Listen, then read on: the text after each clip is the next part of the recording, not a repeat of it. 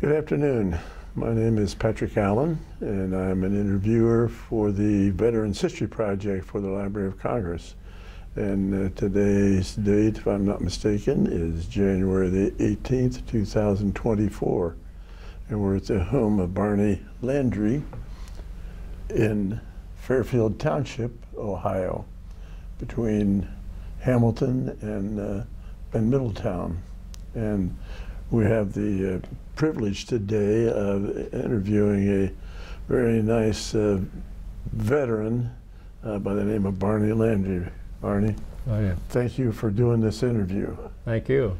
Our cameraman today is Tom Lee, and the program is done through the auspices of the Cincinnati Hamilton County Public Library under the direction of Brian Powers. And this interview, Barney, if you need to take a break, just let me know. But we'll start before your military. We'll just go ahead and start with your life and tell us where and when you were born and about your parents. Okay, I was born in a Baptist hospital in New Orleans, Louisiana, to Barney Sr. and Elsie Beyer Landry. My father had been a World War I aviator, and when he came home, he finished his education at LSU and was employed by the Standard Oil Company refinery in Baton Rouge. My mother happened to be the nurse in the refinery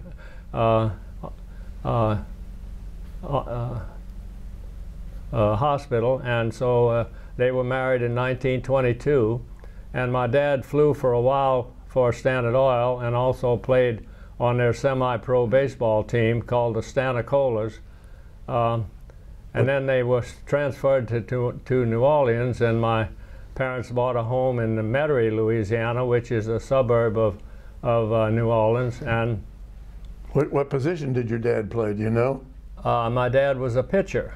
Okay. And there were two fellas on the Stanicola team back in those days by the name of Mel Ott and his brother, and I don't remember the brother's name, but they ended up in the big leagues. And but anyhow, they moved to New Orleans, and so they're out in Metairie. Out in Metairie, and my dad worked then for the main office of Standard Oil down in New Orleans at on St. Charles Avenue, and the years that before World War II started were the recovery from the Depression, but my dad had never lost his job during the Depression because Standard Oil was solvent all the way through that, and so we didn't have any particular serious problems with the Depression.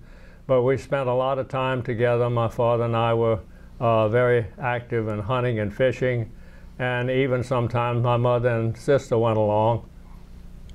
So when were you born, Barney? I was born in 1928, 9/19/28. And you said you had a sister? I have a sister who was born in 24. What's her name? Her name was Elsie Catherine, and she's gone now. She lived to be 93, but when I was entering high school about when World War II started, so my next endeavor was to start raising chickens for the neighborhood to supply a little meat and some eggs that the people couldn't get too easily in those days. And just about the time I graduated from high school, then the war ended, and so I did enter LSU, which had been my father's alma mater, and I spent 2 years there in the Army ROTC, and I was a member of the Pershing Rifles drill team during that period. But they were still drafting people at that time, and I was concerned that I was going to get taken into the military before I could finish my education. So my dad suggested that I contact the congressman about service academies. And so by the time I was a sophomore at LSU, the local congressman had been able to provide me with a congressional appointment to West Point. So I left LSU and entered West Point in July of 1947 and graduated with the class of 1951. At that time there was no Air Force Academy, but the Air Force had been created while I was a cadet, the U.S. Air Force, and so they made a deal with Annapolis and West Point to take a large percentage, 25% I believe, of the classes if we were qualified to go to flight training. And I was, and so I was commissioned directly into the Air Force from West Point, and I went to flying school. Well, did your dad, he was a World War I aviator, did his flying experience influence you in wanting to be in the Air Force? Well, it did. I could have gone into Army Air, which is in the Signal Corps, like it was when my father was there, but their training program was very thin, and so I would not have been guaranteed the chance to go to flying school. So, based on the fact that you know, I did want to fly, I decided to go ahead and be commissioned right into the Air Force. My dad and I had never flown together because while I was still young, my dad quit flying. He was not a corporate pilot for Standard very long. He was a construction engineer for them, and had a very busy job, and he didn't do any more flying. And so I went into flying school at Greenville, Mississippi then, in July of 1951, and I went through basic training there. And at the end of basic training, let me stop you there. Yeah. What did basic training consist of? What did we flew T-8. The AT-6 Texan was a leftover airplane from World War II, and it was a contract flying school. Almost all the instructors were ex-military people, but it was run by Graham Aviation, which was a civilian organization. There was a colonel who was the head of the whole base, but it was basically just learning how to fly in that part of the training. Was that a single wing or a biplane? That was a single wing, a low wing airplane with a radial engine, and the student sat in the front and the instructor sat in the back. So, how long did you do that? Well, I did that until February of 1952, and I was going to go then from there to advanced flying training, and the choice that I was able to get was to go into all-weather interceptor training. So I had met a young lady when I graduated from West Point in New Orleans, so we got married so I could take her out to Lubbock, Texas with me. When did you get married? We got married in February of 52. February of 52. And what was her name? Her name was Juana Basilio, and she had been growing up in New Orleans and happened to have been working for Standard Oil Company right about the time I graduated, and so I became acquainted with her that way through my father. And so we got married and we went out to Lubbock, Texas, and that was advanced training, but it was in the same airplane, the same AT-6, except that was heavy emphasis on instrument flying, because we were supposed to fly there were 3 airplanes the Air Force had that were supposed to be all-weather interceptors.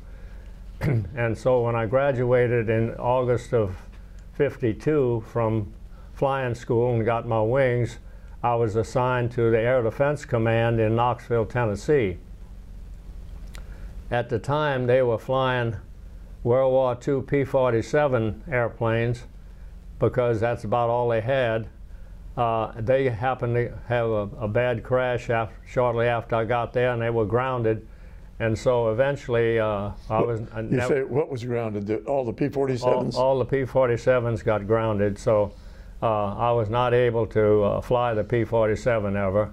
I would have liked to have had some time in that, but the next thing that came up was jet transition school, so because we were due to get F-86 Sabre jets from coming back from the early models were coming back from Korea.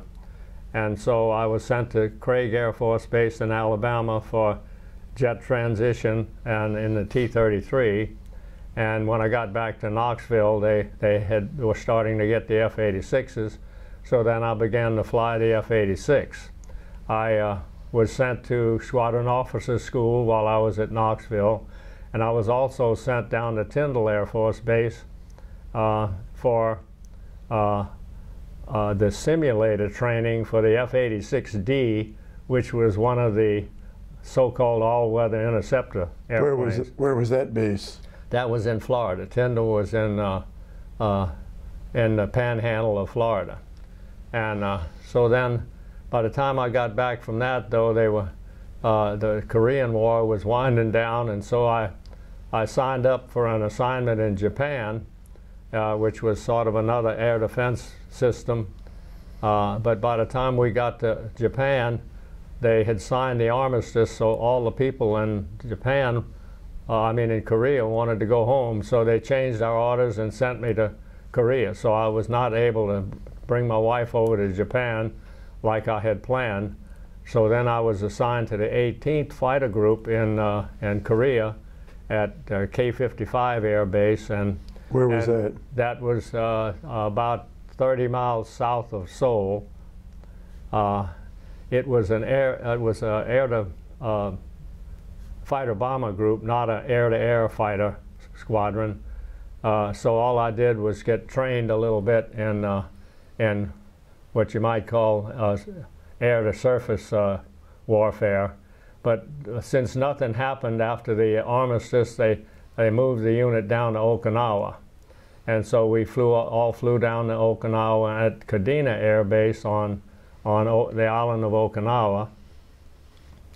And while we were down there, before I returned back to the States, we were deployed down to Formosa to fly with the Chinese Nationalist Air Force during the evacuation of the Tonkin Islands, which had been being molested seriously by the Chinese communists all the time. So the nationalists decided to abandon those islands and move all those people over to the main island of Formosa. So we flew top cover for that, so that none of those boats got molested in the process of transferring all those people. Well, tell me a little bit about that. What were you flying? I was flying the F-86 then. And what were your duties? We were patrolling over the area where all the boats were going between the Tonkin Islands and the mainland, the main island of Formosa. How many hours a day were you doing that flying? Probably no more than a flight a day. And I didn't necessarily fly every day because we were only putting up 4 airplanes at a time. But we spent there probably about 2 months there, I guess, while that all took place. And so by the time that was over, I was due to be able to come back home. So I came back home to the United States. No, back to the United States. And my assignment when I got back was to the Atomic Test Group in Albuquerque, New Mexico, flying with the 4926th Test Squadron, which was had 2 kinds of airplanes for sampling atomic bomb clouds. Did you volunteer for that? They didn't ask me.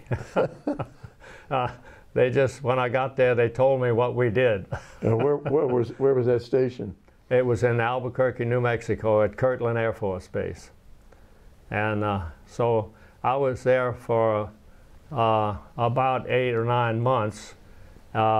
We had one deployment out to California because we went up and down the West Coast and were successful in collecting actually some nuclear material at high altitude that was floating over the United States from Russian and Chinese bomb tests in Manchuria. Well, tell me about the airplane that you were flying to get those test materials. Okay, the airplane was an F-84G.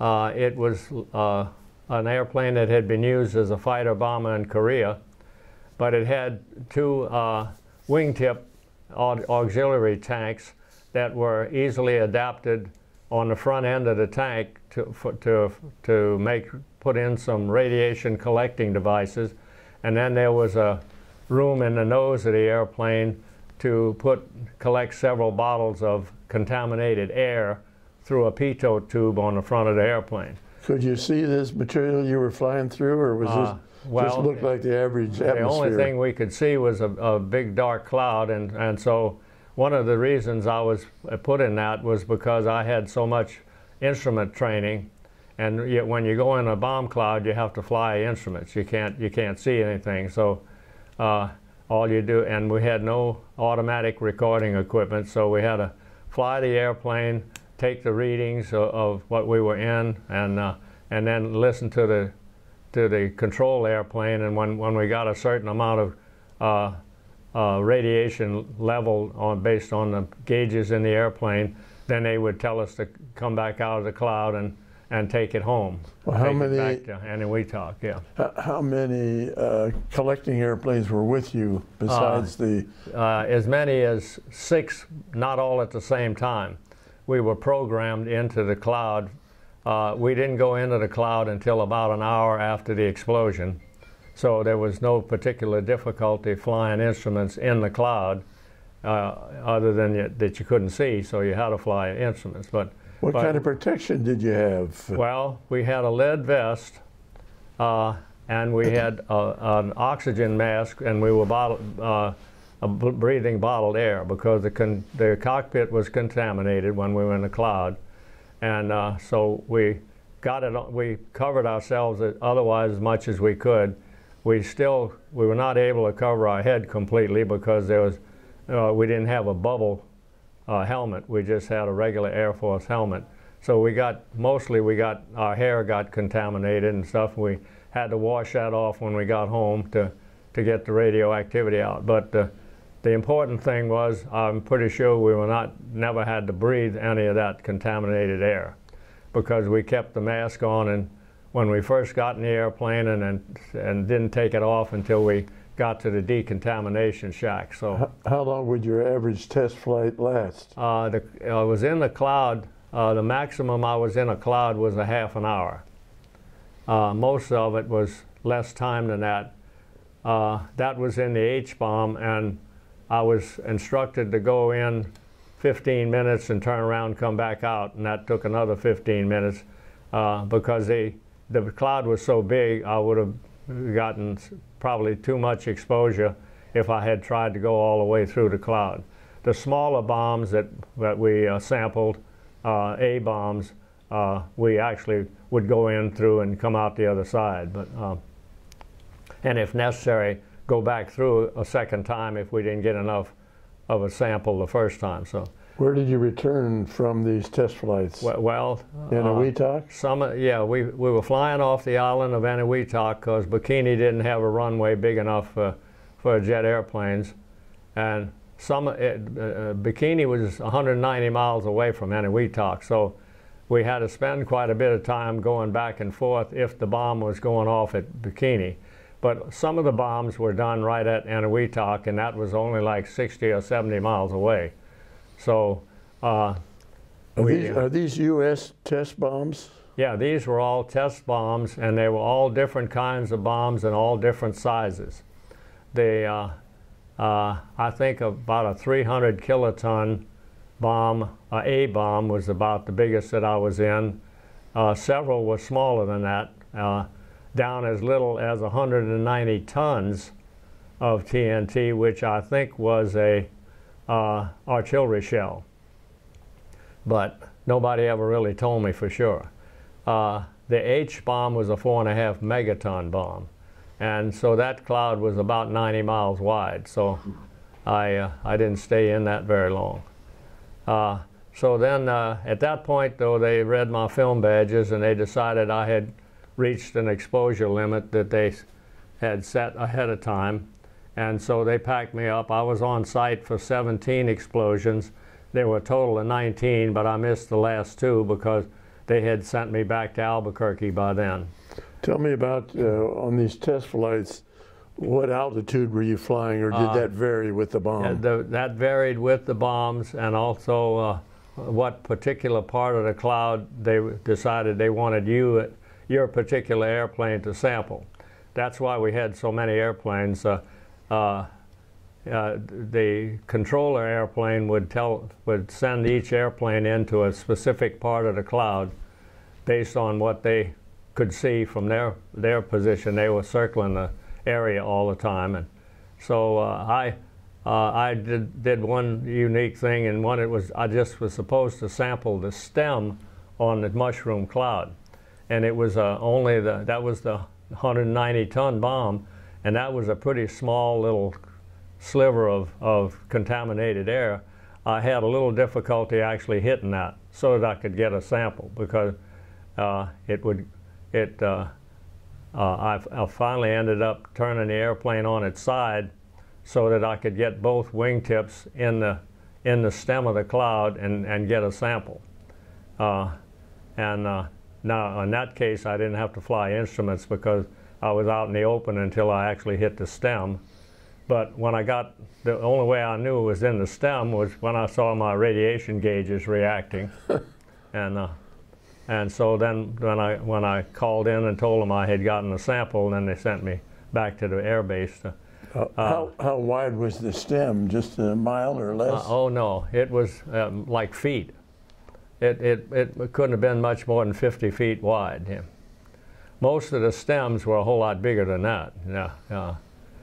And the clouds, most of the clouds were around anywhere from 20 to 90 miles in diameter. The 350 kilotons was about the same equivalent as what the 2 bombs on Japan were. We had numerous bombs, and that 17 bombs that were less than that. There were about a total of about 4 or 5 megaton bombs, so I only had to sample 1 of them. So you went through 17 blasts? I witnessed those, but I only flew into 5 of them. 5? Yeah. But I was able to witness them, and we couldn't actually see the explosions at Bikini because it was 190 miles away, and that's over the horizon. But when the bomb went off there, we could. It would light up the place at Eniwetok, and we could feel the heat on the back of our necks instantly. 190 miles away? 190 miles away, yeah. And it took about a half an hour for the shock wave to finally get over to Eniwetok and rattle the hangar doors. But, wow. But the light and the heat were instantaneous. Well, when you got back to base, what did you go through as far as decontamination? That when we went to the decon shack, they brought a forklift up next to the airplane with a wooden platform, so we could stand up in the seat and avoid too much contact with the airplane that we were in.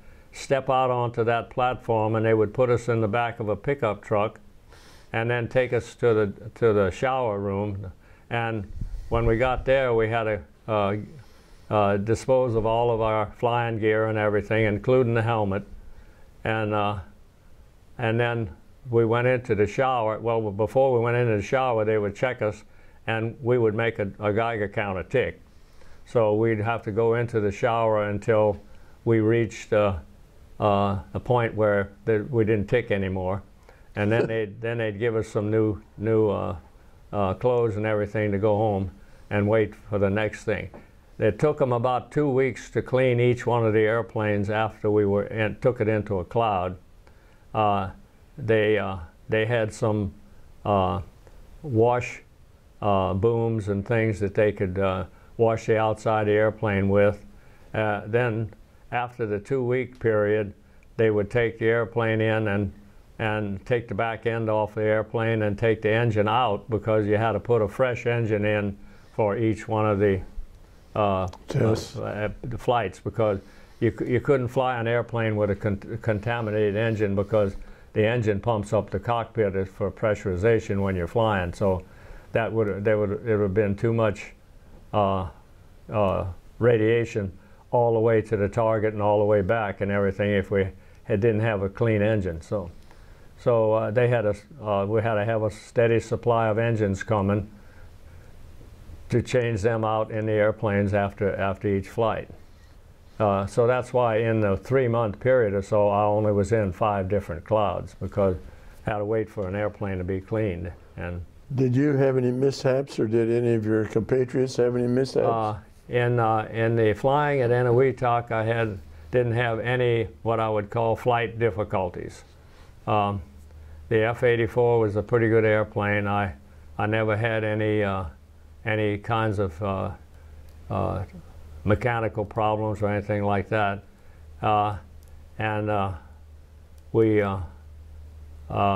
in fact, we didn't lose anybody in our unit. There was one B-57 airplane that was what was called an early penetration flight. He was into the cloud shortly after the explosion, and I don't know the details of exactly why, but anyhow, going into that cloud somehow killed both of the engines, and the 2 guys had to bail out. The official record says that we recovered one from the ocean, but we never found the second one. I'm not aware that we ever found either one of them, but the official document says that we picked up one of the pilots. As far as I know, that was the only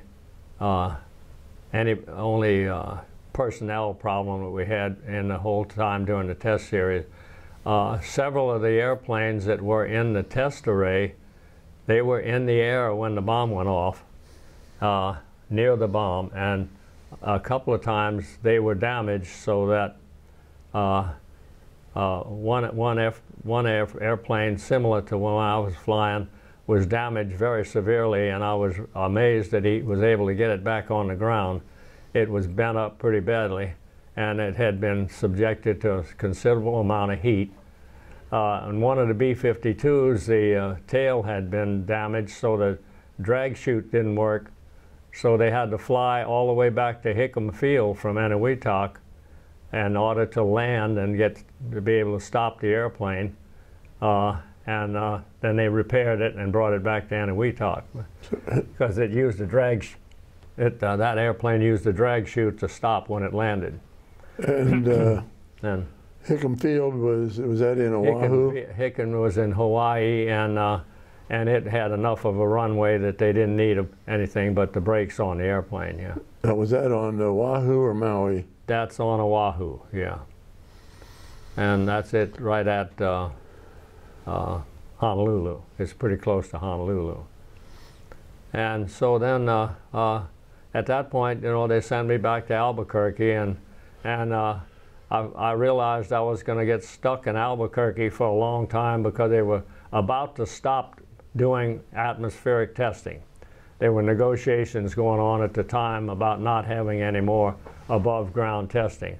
So they started to switch to underground work at Nevada, and I knew that meant we wouldn't be sampling any clouds, so I didn't want to get stuck there, so I decided to resign my regular commission and accept a reserve commission so that I could get out. And I contacted GE in Cincinnati, and they offered me a job as a development engineer at GE. And of course I had actually been flying one of GE's engines in the F-86, so I had a little much of a leg up to be able to get there. So when I got to GE, I was put in the development engineering department, and I started working on what was called the J-79 engine, Well, I'll ask you a little bit about that, but let me go back. Yeah, okay. What was your rank when you decided that you were... I was a first lieutenant, and so they commissioned me in the reserves as a first lieutenant as well, yeah. Okay. And so when you came back, where did you come back to? I came back to Cincinnati, and I brought my wife with me, and I went to work out at the plant in Evendale, Ohio, and working on development engines. And so I worked first on the J-79 engine, which there were multiple uses in the Air Force and the Navy for that engine. Well, when you say you worked on them, what did you do? I would build an engine, take it to test, and test some particular part of it, or some improvement product or something, and then bring it out and tear it down and inspect it all and write a technical report on it. And then they'd give me another program to go back in with another engine. And so when they decided to enter GE decided to enter the commercial jet engine field. So they assigned me to build the first 2 GE commercial jet engines. What time frame are we talking about? Large jet engines. What time frame are we talking about? We're talking about well, I got to GE in '56, and by the middle '60s, I was working on all those different engines. The middle '60s was the first 2 commercial jet engines. One of them went in the Convair 880 airplane, and the other one went in the Convair 990 airplane. They were a little late getting to the market, and so the Boeing 707 was really became the prime airplane for the airlines. There were not too many 880s, although the 880 airplane-wise was a much nicer airplane than the Boeing 707. Well, what did the Convair, how many engines did, how many jet engines? It had 4 GE jet engines, and as did the 990. It had, the 990 had the first, what we called a bypass fan engine.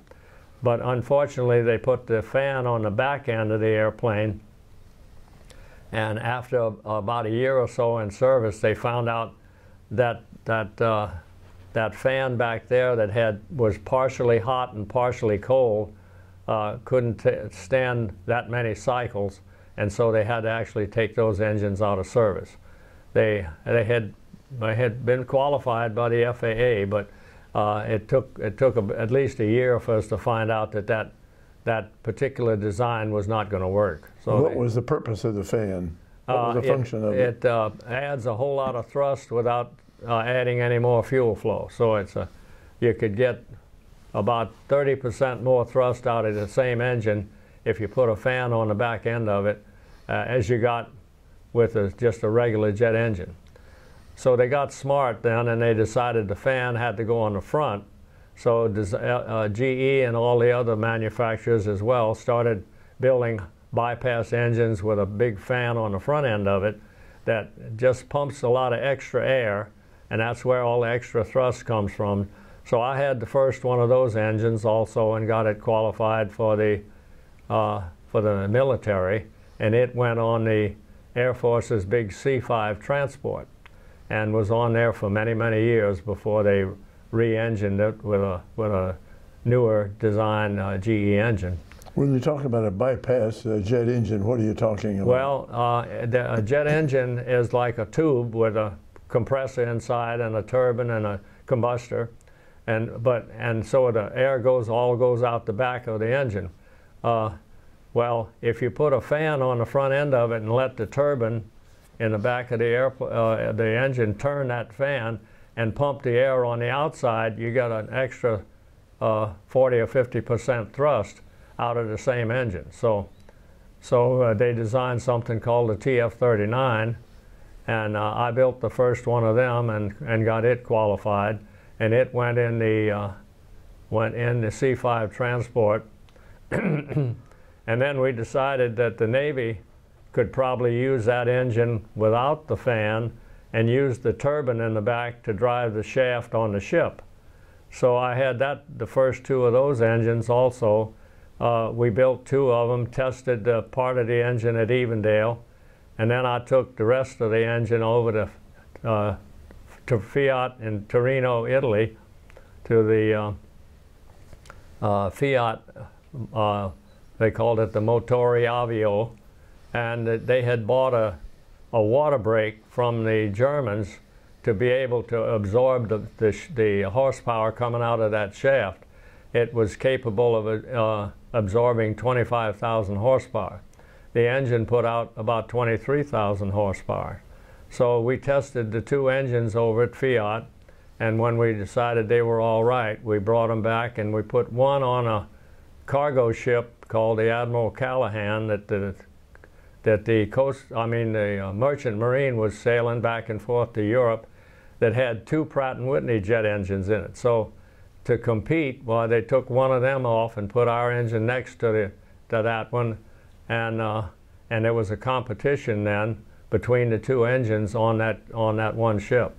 I took the first ride across the Atlantic powered by a GE jet engine, and on a boat. On the boat, and I was the guy down the engine room trying to keep the engine running.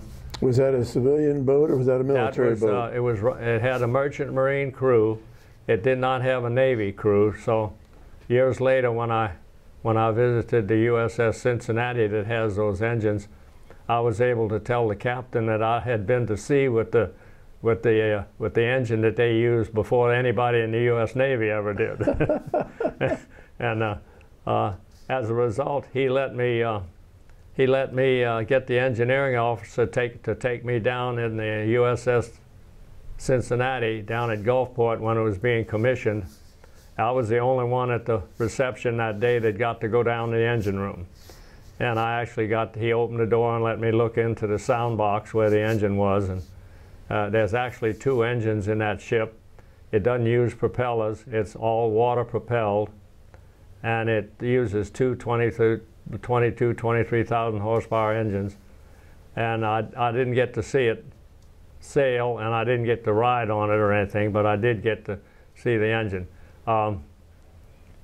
I took the 3rd ride across the Atlantic also, and one of my assistants took trip number 2 and trip number 4, and at that point they didn't need us on the ship anymore, so the engine stayed on the ship and in a competition with Pratt & Whitney for about a year, and the LM2500 Marine GE engine won the competition. So all of the Navy's new combat ships now, the frigates and the destroyers and the guided missile cruisers, they all have GE jet engines that are essentially LM2500 engines. They have, of course, been making product improvements on them over the years, since back the first one that I went to sea with. Yeah, your engine laid the groundwork for what they're doing today. The engine is basically designed the same way. It just has some. It's been improved to be able to stand the salt atmosphere in the ocean, and to just make it basically last longer. Because now those engines last for years instead of just a year or so. All right. And that all came along pretty much after I was involved. I spent the final part of my GE career on that LM2500 program, working with the Navy on product improvements for the engine. And then I finally retired in 1989. And my wife, who had been a teacher in the local schools there, she retired also. What school did she teach in? She was a librarian in the Ross school system. Ross? Okay. Ross school system, yeah.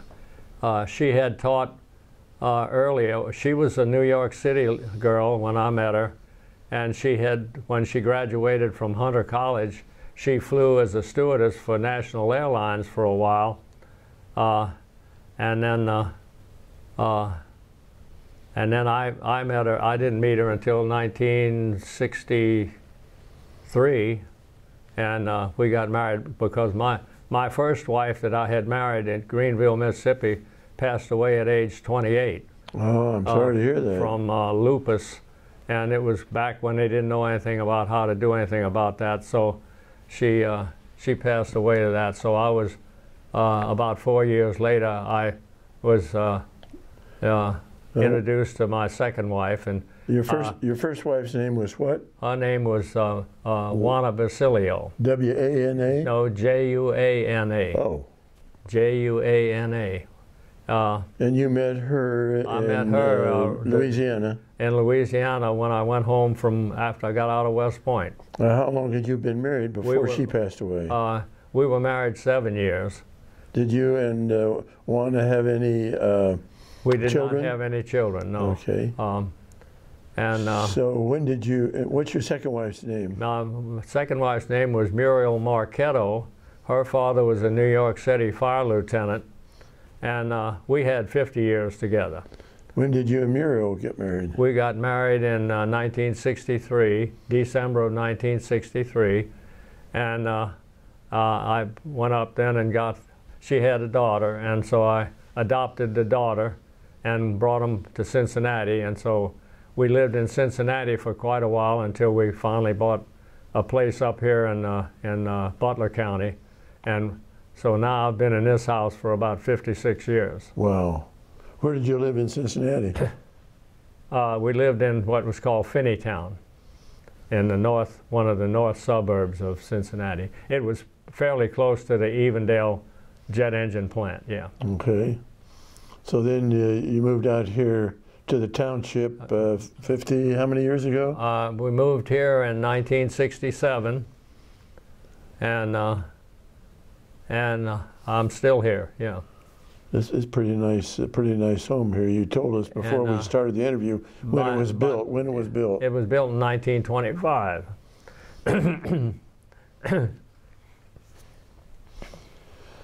It had a couple of owners before me, but we purchased it from a dentist who was retiring. It was he was a little too old to be able to take care of this place, so so we were able to buy it, and my wife and I and my daughter went to school here, and then from Hamilton, it was then called Hamilton Taft High School, and she went to Duke University from there, and then went to the University of Virginia and got a PhD, and then now she's married to a British citizen, and they live permanently now in England. What's her last name, married last? Donna goes by Donna Landry, even though her husband's name is McLean, because she started publishing books and stuff before she actually got married, so she didn't want to change her name, so she just kept her maiden name, which is actually her adopted name. Right. But anyhow. What kind of books does she publish? She's probably published a dozen of them, I guess. Yeah. What kind are they? They're all research books. They're not. She doesn't write any kind of fiction or anything like that. She writes all kind of. She's an English, ancient 16th century literature expert. Her husband is also an English teacher in England, and he's now retired. And my daughter is nearing retirement. She actually is about half retired now. Where do they live in England? They live in southwest England and in a little town called Chagford in Devon. But they have a flat in London that they use when they have to go and do research at the libraries in London and things like Oxford and whatnot like that. So, did you get over there to visit them at all? My wife and I went actually before they were over there permanently, when they just had a cottage. We went in 1993, and I have not been, neither of us have been back over there since. She gets over here about once a year to come visit me, now that she's living there permanently. She's been there permanently now pretty close to 15 years, I think. Let me ask you a little bit about your dad. His World War I aviation. Where was he flying out of? He was at Issoudun, France, in a combat training school there when the war ended. He was listed as an instructor at that in the records. he's listed as a moniteur, which means he was an instructor at the combat training school flying Newport biplanes. And so, Well, is that Neuport? yeah, there's a picture of one of the kinds of airplanes that he flew in France. There, it's called a Marine Saulnier. Do you want to read?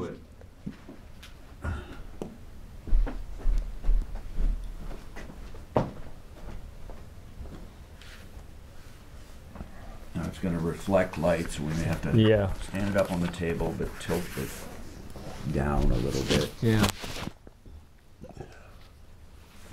All right. Got it? Yeah. See how that looks. I'll zoom in on it. Tilt it down just a hair more. There we go. And take the reflections away. All right. Tell us about this aircraft. What about the aircraft? It's a what they call a parasol version. It looks like a Spad, except it only has an upper wing. But it had a rotary engine, and it was a pretty powerful airplane and everything. It at one time held the record for the most consecutive loops on one flight. And at the top of the photo it says Foggia, Foggia, Italy.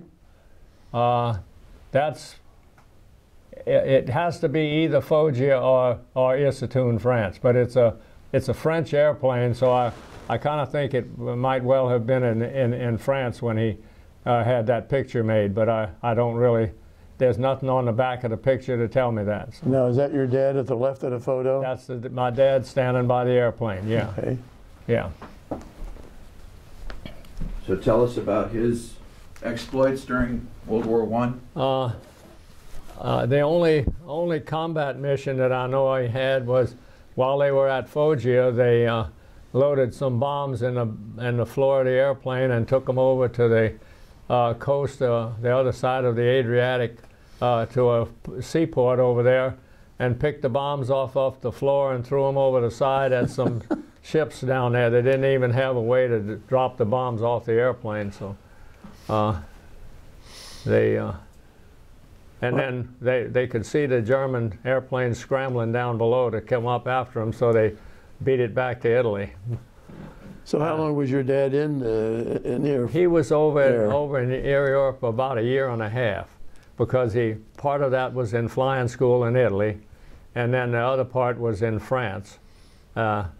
And I don't have a date for exactly when he went from Italy over to France, but he was in France when the war ended, and so he came home from there. You ever have any injuries from World War I? Was he ever injured? No, he was, as far as I know, he was never in any air-to-air combat. Didn't have any injuries from didn't landing mishaps or anything? No. The only incident I know about is he had a minor landing incident after he was back in the United States flying for Standard Oil Company, and that's one of the things that convinced my mother she was going to make him quit flying. What kind of a plane was he flying? He was flying some kind of like a Curtiss Jenny, I think, at the time. Was that just a little private? Well, the military was using Jennies, but I don't think he was flying a military airplane. But it happened just at a little local airfield in New Orleans, and all he did was clip the fence on the way in and damage the landing gear. And so my mother, but she was, I think by then she had my sister and me, and so she told him that she wanted him to quit flying. so he did. I eventually, after I was at GE and everything a while, I went home one time and I had a commercial license and everything, so I took him out to the local airport in New Orleans and we rented an airplane, and we went and toured all of the old fishing and hunting places that he and I used to go to back before and after and during World War II and whatnot, and after World War II. And I think I took him up in an airplane twice. There was little civilian airplanes. I also gave my mother her first airplane ride ever when she was 75. And I went down and took her and my sister and her family up for a ride in Baton Rouge. And then my mother, as soon as my mother got a taste of airplanes, why, she would come up here twice a year. My sister had put it on an airliner, and I'd pick her up at the airport, and she'd come to visit me up here. And she was really used to have a lot of fun flying back and forth. It was a little easier to do that at an airport in those days than it is now. So they weren't nearly as big, and there wasn't so many people and all that stuff. But she did that until she was 90. And when you took your dad up, he was pretty surprised at the kind of plane you were flying. We flew a little Cessna, and we flew all around the New Orleans area, Lake Pontchartrain and all that, and we visited all of the local spots where we used to go by automobile in those days. When my dad and I first used to do that, there was no bridge across the lake from New Orleans to the north, so we used to have to go all the way around the lake all the time to get from one place to the other. But sometime in the 80s, I think, they built the first road right across from New Orleans over to the north shore of Lake Pontchartrain, and now they have a double road there, a double bridge. It's a causeway, because Lake Pontchartrain is fairly shallow, so they were able to put pilings down and everything, and just build two parallel causeways there. They need more than that right now. There's so much traffic there now that if anything happens, it blocks the traffic up awfully, because there's no place to get off. It's 25 miles long. So, right. So it's a built-in bottleneck if anything happens. Well, you were born in 1928. Do you remember what kind of car your family first had? It was a Model T. And then my dad was pretty much of a Ford guy, so we had Model A, and then we started having about every 2 or 3 years we would get a new car. One of the cars he got during World War II was a little 60 horsepower Ford. We called it a coupe. It was just 2 doors, and it got very, very good mileage because everybody was restricted on gasoline during the war. They weren't building any cars during the war. That's right. They didn't. It was a 1940 automobile, and so after the war, when I was at LSU, I got a chance to use that too, taking it back and forth to LSU. What was your first car? My first car was a 1951 Ford sedan that I bought when I graduated. 2-door, 4-door? 2-door Ford, and it didn't even have a radio. All it had was a heater, and it cost me $1,300. Well, do you remember where you were when the Japanese attacked Pearl Harbor?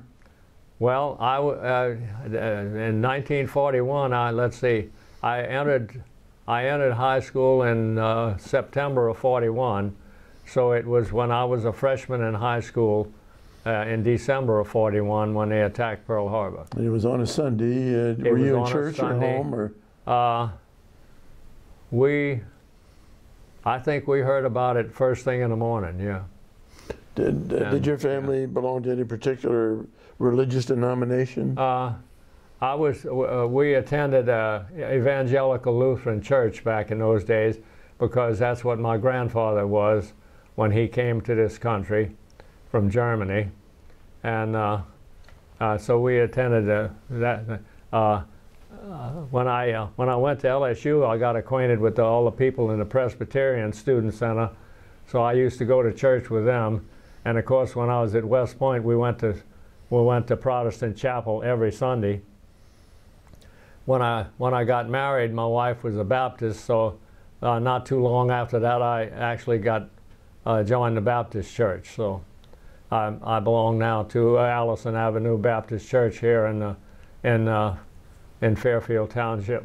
Now, was that Juana or was that Muriel? That's with Muriel. Okay. Yeah.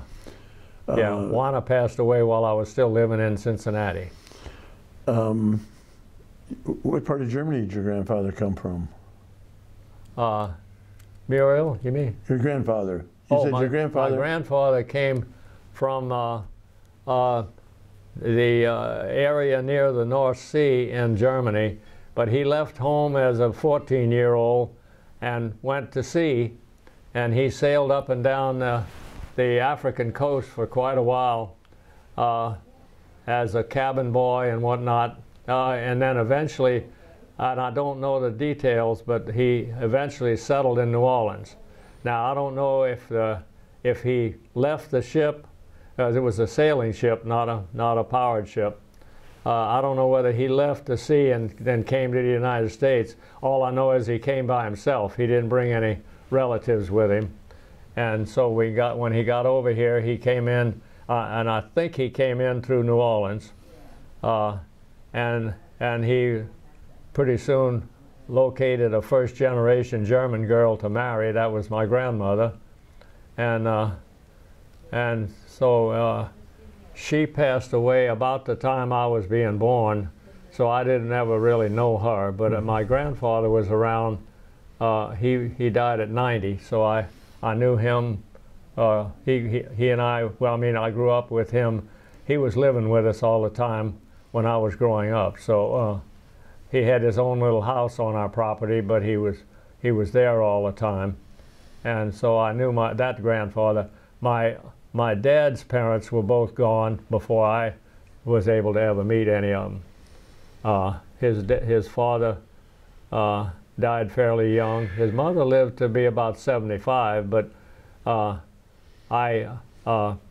if I ever met her, I was just so young that I didn't remember it. Yeah.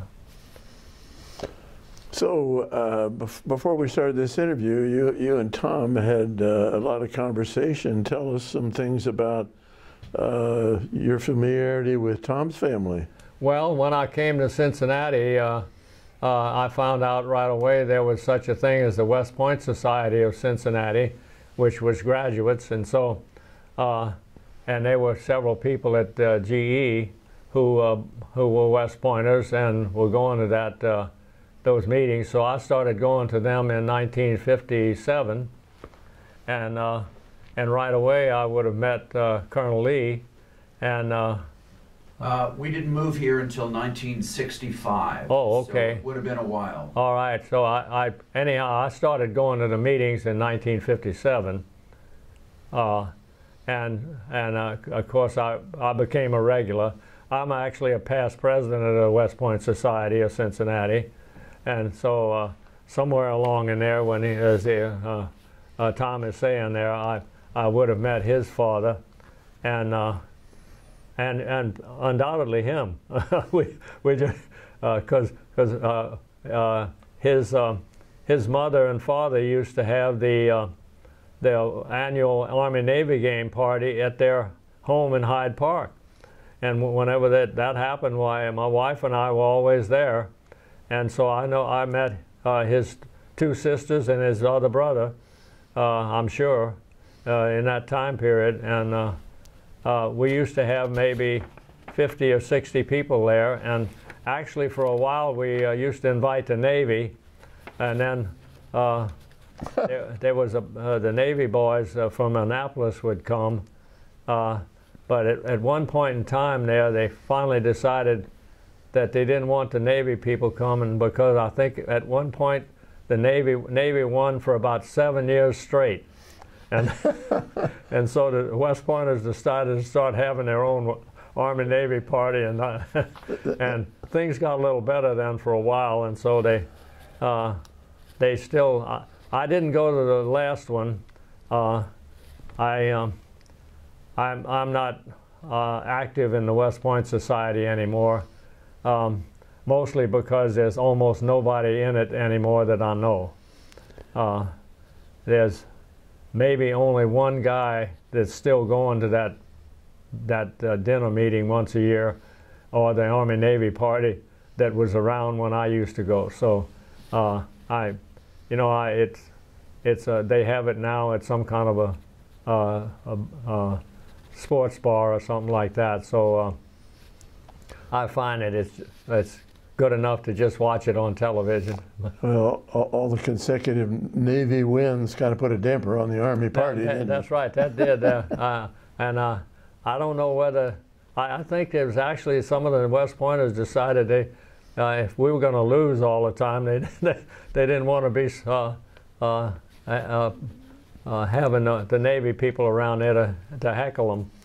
When were you discharged from the reserves? I was discharged from the reserves in 1960. The reason they didn't keep me is because I didn't have a place to fly, and so I was not. It had been 4 or 5 years since I had flown, and none of the airplanes I flew were around anymore. So they would have had to retrain me completely. So they decided that they didn't want me. I asked them to keep me in the reserves, and had they done that, I probably would have been recalled for Vietnam. But when Vietnam started up and everything, I said, well, it was your idea to dump me out, so I'm just going to stay at General Electric. Mm-hmm. I was at GE 33 years.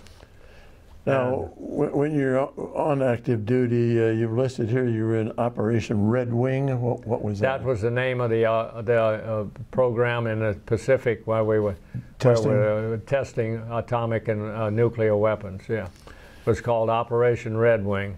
Now, the evacuation you were involved in was Tachin Island. Tonkin, T-A-C-H-E-N. Tonkin, I think is the way you spell it. Right. And they're right off the coast of mainland China.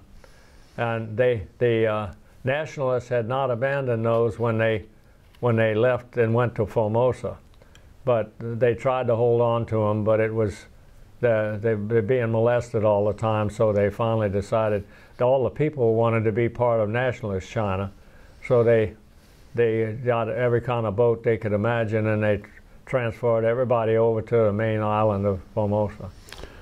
Now you got the USAF Air Medal.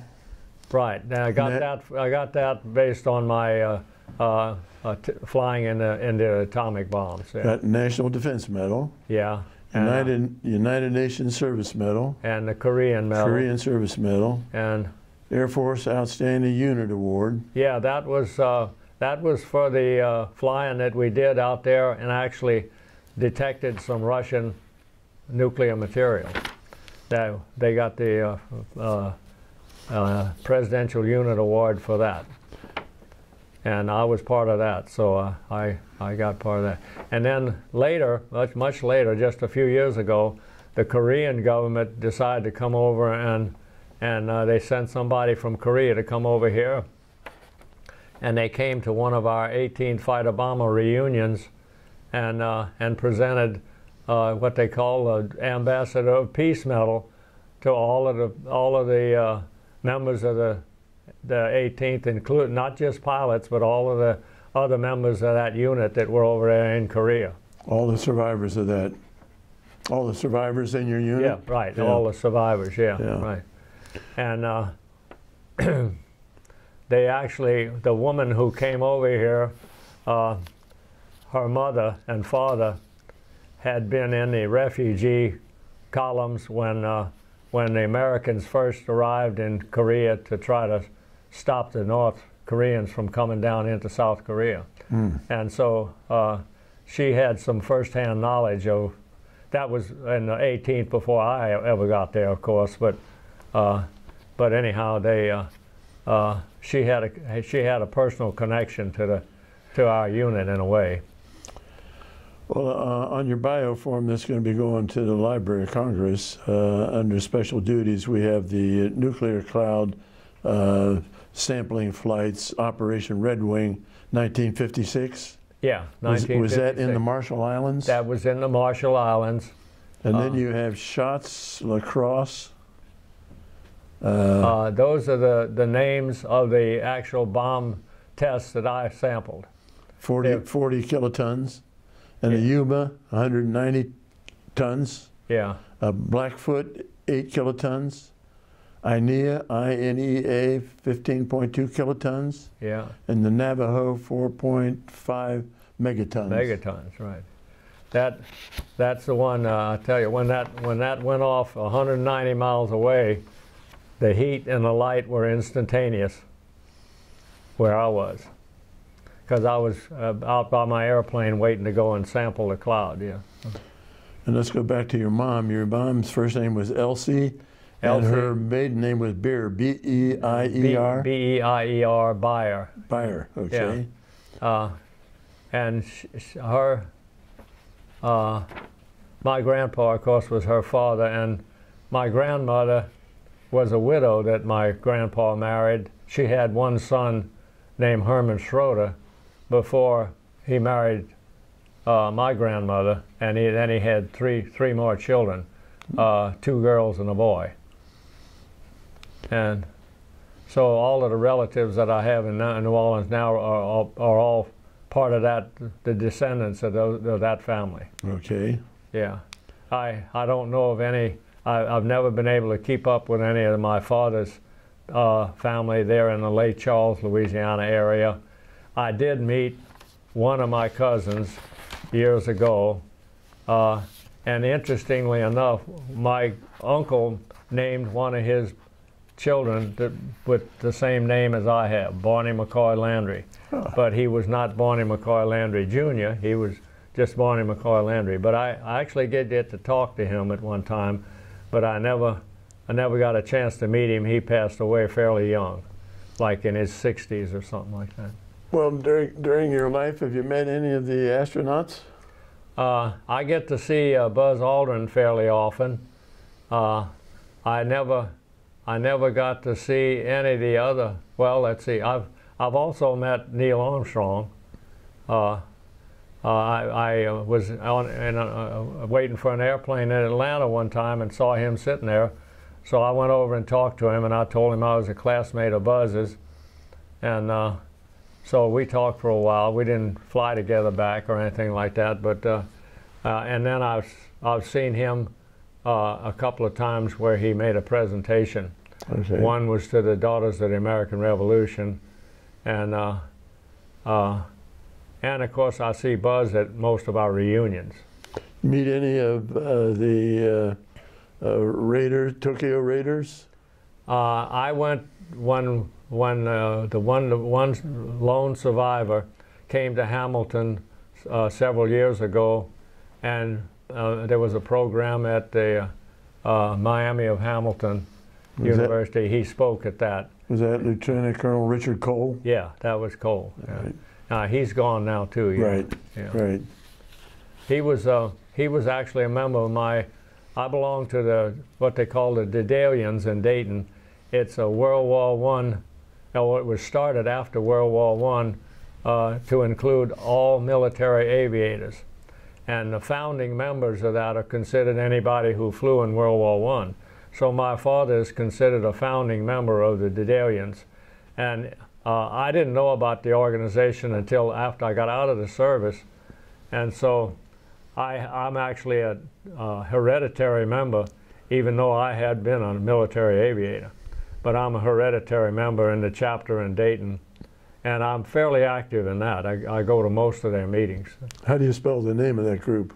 D-A-E-D-A-L-I-A-N, like Daedalus, the Greek flyer who had put his wings together with wax and flew too close to the sun and crashed.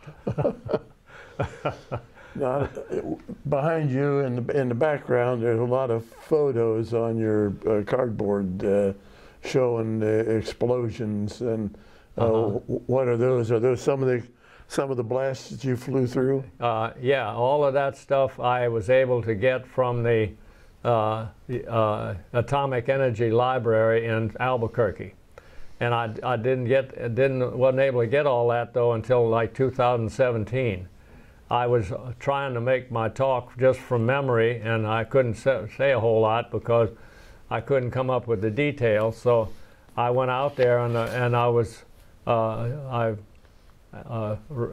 got in touch with them ahead of time, and they they signed a lady, and she spent 2 days in the archives with me, digging out all that information about Operation Redwing. Well, that was nice. So now I can talk about the number of airplanes and what kind of airplanes and the size of the bombs and all that stuff. So when I give that speech, why I can, the details are all there. That was nice for her to do that. I don't have to rely on my memory. Well, I see you also were the Butler County Veteran of the Year in 2020. In 2020, yeah. That was nice. I joined the American Legion some years before, and they found out about me, and so they're the ones that nominated me for that. And I told the guys, I said, well, gee, I don't think I stand much of a chance. And they said, oh, we think so. And they were right. So a guy called me up and said, Mr. Landry, can you be here on the 11th of November? And I said, yeah, where do I have to be? And he says, well, you're it. And I said, oh, wow. So, that was nice. And then a couple of years later, GE named me as being the outstanding retiree for 2022. And a lot of that has to do with the fact that I've been involved now with the veterans. We decided in the township to build ourselves a veterans memorial, and so I got on the committee, and I'm also a major donor, and so they found out about my activity here and that. So that plus the fact that as soon as I got to Fairfield Township, I got involved in zoning. I was the zoning board chairman for 35 years. And then I served on the Butler County Transportation Improvement District Board, representing the township, and that's when we built Highway 129 and several other major projects. And one of the projects that I was kind of the supervisor of was the bridge, Milliken Road Bridge over Bypass 4 in Fairfield Township here.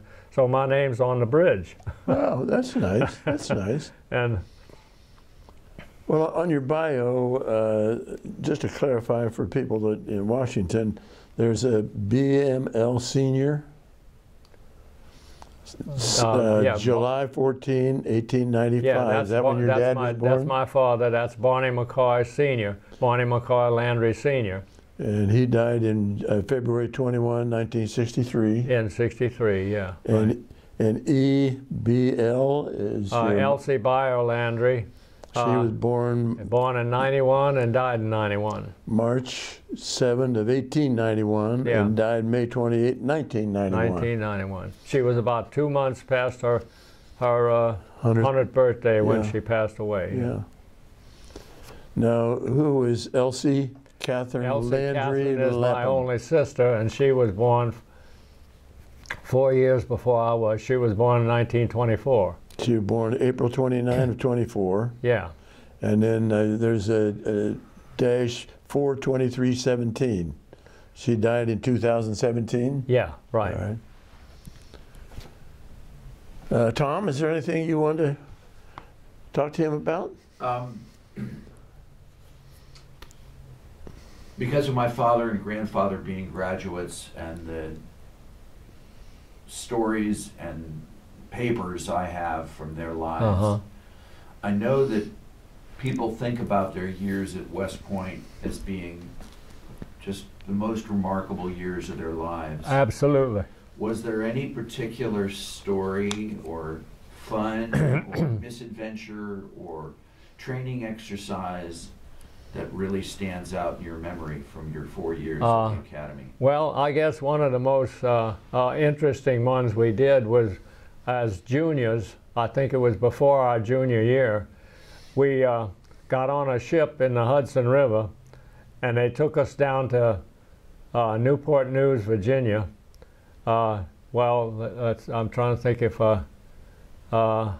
something beach down there. Anyhow, it's Little Creek.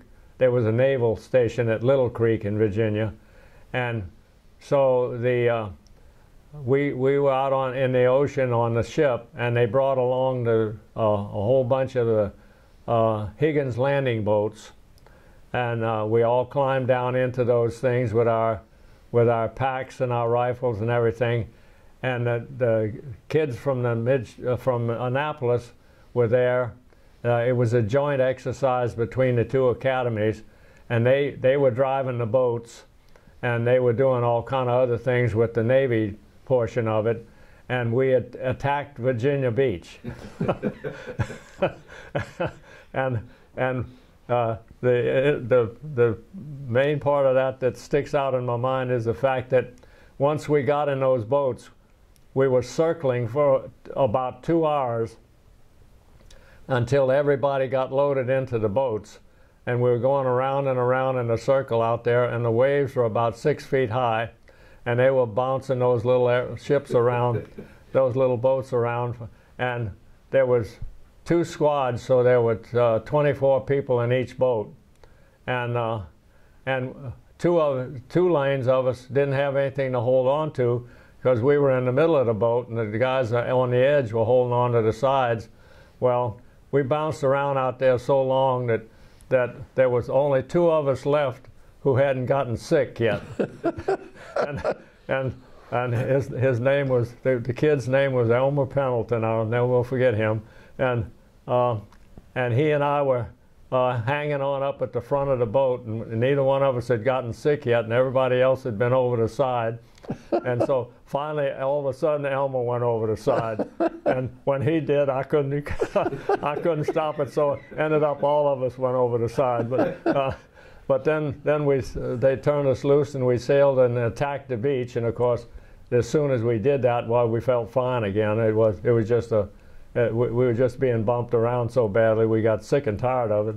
And so we attacked the beach, and it was a pretty interesting exercise. They ran the boats up on the beach and dumped the front door down. We all ran out, and those boats were, the first of them were built in New Orleans at the Higgins Shipbuilding Company in New Orleans. It used to make pleasure boats for the rich people down there, not little small fishing boats, but pleasure boats.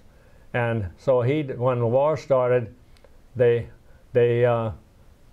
somebody got in touch with him and said they needed some kind of a boat because they knew they were going to have to first of all land in Europe, and they were going to have to eventually land in the Pacific. So Higgins designed that little drop front boat with a little engine, little square boat and everything.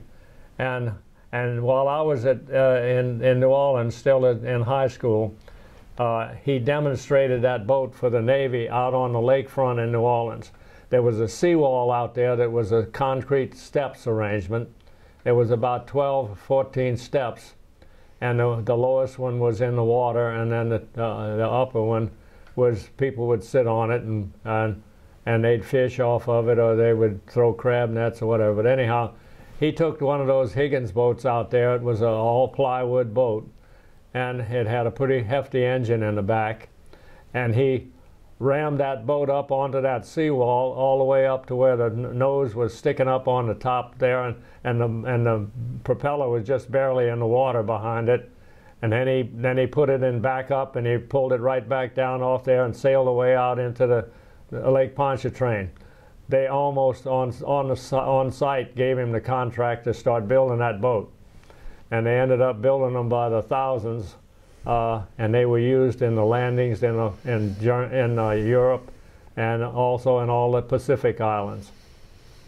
Anybody who's ever seen any World War II movies or newsreels and stuff has certainly seen a Higgins landing boat.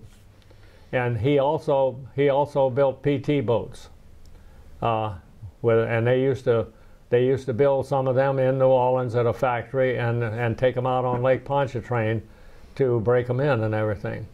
So I got to see all that while I was in high school. We'd pedal our bicycles out there. It was only about 6 miles from where I lived to the lakefront. So on weekends, while we'd get on our bicycles and pedal out there and sit there on the seawall and watch the PT boats flying around out there, and watching the little other boats out on their trial runs too. They even had a PBY Catalina flying boat factory out there, and they'd run them right out of the factory onto a ramp down into Lake Pontchartrain, and they'd make their first flight right off the water there. So we got to see all that doing there. That's that had a lot to do with the fact that I, got to the point where I really did want to go fly once I went into the service. And so it just so happened that that when I got ready to graduate, they had created the Air Force. Had they not done that, I would have gone into Army aviation more or less just like my father did. But since they had their own separate service now, why they let us be commissioned right into that. So I decided that was a guaranteed trip to flying school.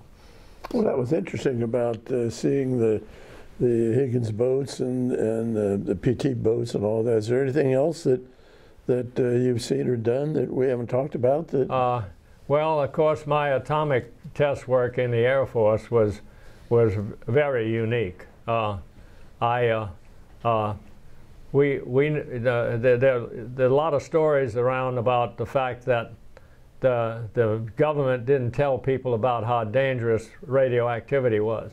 I dispute that strongly, because when we were doing that, we knew exactly that it was bad news, and so we did everything we knew how at the time to minimize the amount of exposure we got, and the main thing was not to breathe any of it.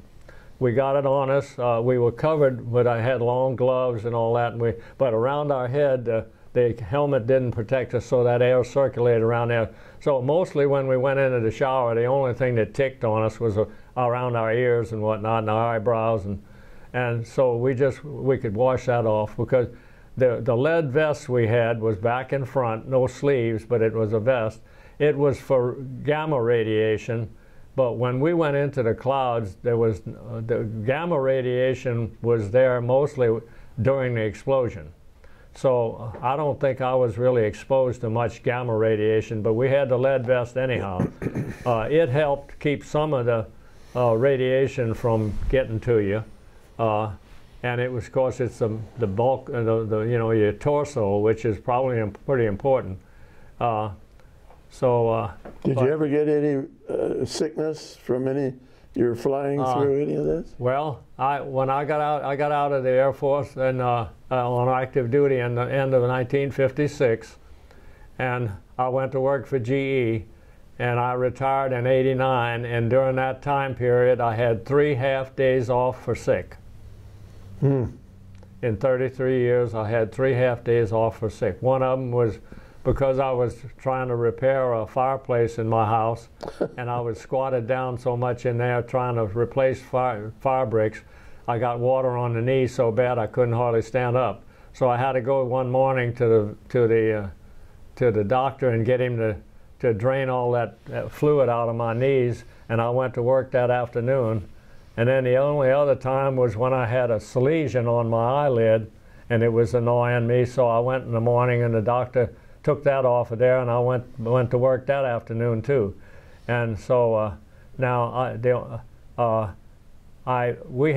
they sent me to the Veterans Hospital in the 80s, about 1985 or 86, for a thorough physical to see whether or not they could detect anything that they could relate to my nuclear exposure. The only thing they found out about me at that point was that I couldn't hear high-frequency sounds very much anymore. Well, I had flown jet engines for 6 years, and I had been in jet engine test cells for about almost 20 years by then. So it didn't surprise me that my high-frequency sound was a little bit poor. But you did have some kind of hearing protection when you're flying jet engines. The helmet had earphones, and so I probably got more noise irritation from the jet test cells, because all we used to do is put plugs in our ears when we'd go into the test cell, and it was screaming like crazy. And no, I don't think actually because I was never had to listen to a loud noise flying an airplane. at least not a jet engine noise. And like I say, now later on, by 2099, I had to have a prostate operation. 1999? 1999, yeah, 1999. So I can't in any way feel like that had anything to do with my exposure to radiation that far down the road, because yeah, you know, by then lots of men have to have Right. laser, have to have some kind of work on their prostate.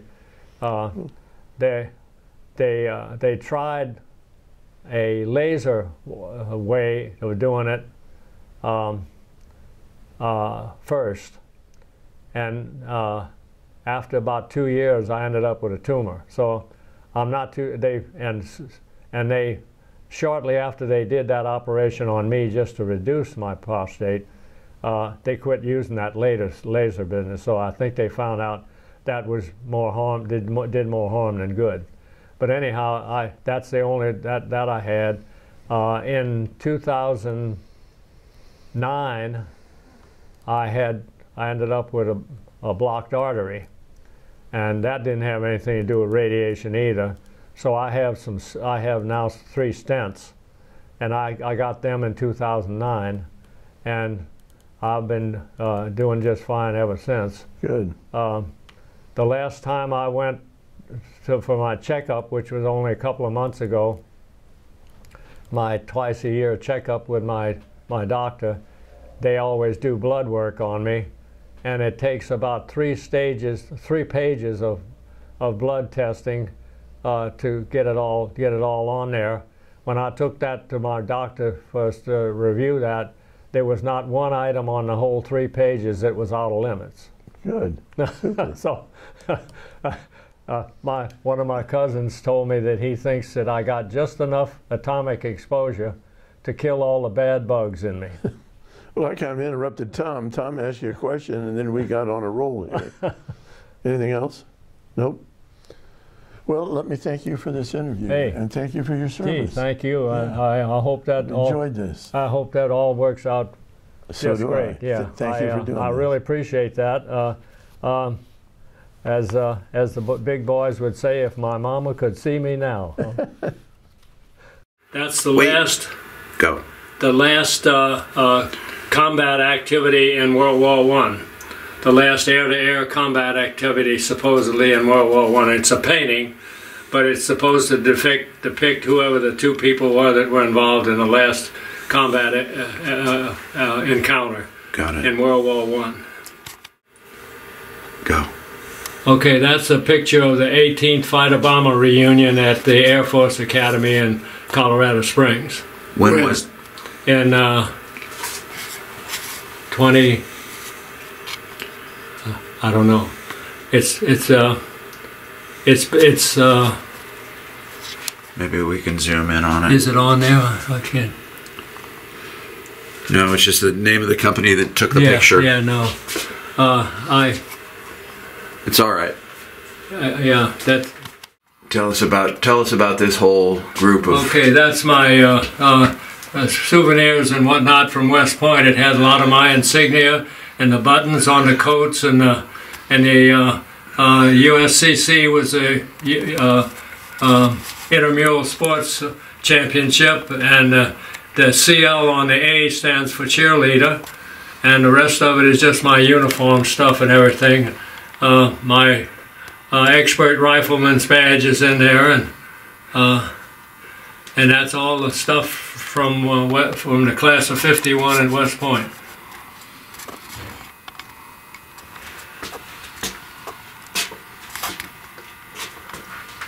Go Army. Go ahead. Okay, the insignia up at the top is from the 469th Fighter Interceptor Squadron at Knoxville, Tennessee. And then there's my lieutenant's bars and my wings. And then the next one down is the 67th Fighter Bomber Squadron from the 18th Fighter Bomber Wing in Korea that I flew with when I was over there. My Again, some more insignias, and my medals are in the middle. And the air medal is an important one in the middle. And the two pieces of scarf were with the two fighter squadrons that I flew with in Korea, the 13th Fighter Squadron and the 67th Fighter Squadron. And then there's the medal is from the Korean, that's Ambassador of Peace medal that the Koreans gave us in the last few years, like about 4 years ago. They came over here and made a presentation to the 18th Fighter Wing. And what is you got 5th Air Force and what unit up here? 5th Air Force, 18th Fighter Wing, and there were two squadrons from the 18th Fighter Wing that were in Korea, the 13th and the 67th. And the flight that I flew with from the 67th is the big insignia on the right up there at the top. Right. And then there's one of the pictures of one of the atomic explosions there, the bomb that was called Cherokee.